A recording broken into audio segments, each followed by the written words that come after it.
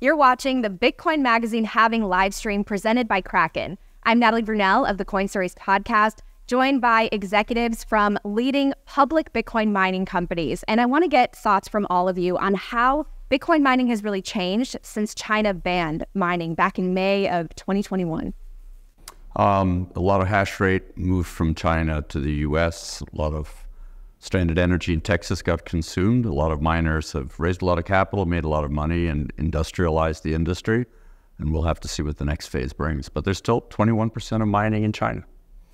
Wow, it's incredible to think that they banned it, and yet it's happening under the surface, Sandy. Yeah. So I think my colleagues can handle how things are different. I want to say how things might be the same, right? So we still have virtually all of our Bitcoin mining machines made in China. And there's still a sort of a center of gravity in China, especially along the hardware. And so I think in that way, it's very much similar to what it was back in 2020.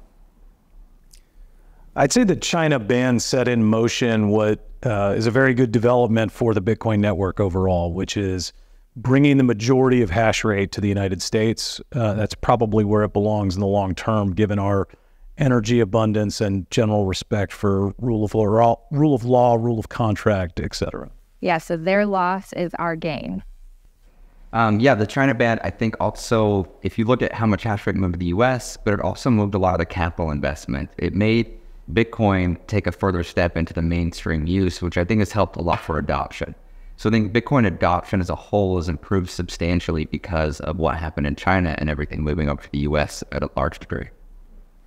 I think that one of the significant changes is if you look at the type of infrastructure that supported the Bitcoin mining industry has changed. You know, when pre-China ban, this could also just be the scale of institutionalization that Fred had mentioned earlier, but also just getting out of China into places where people are solving for 5, 10, 15, 20 years of mining, I think has changed kind of the scope of the physical infrastructure in which mining is occurring.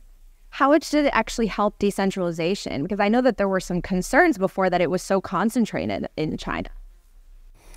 Well, you've gone from 77% of global hash rate in China down to 21 today. US is arguably number one now.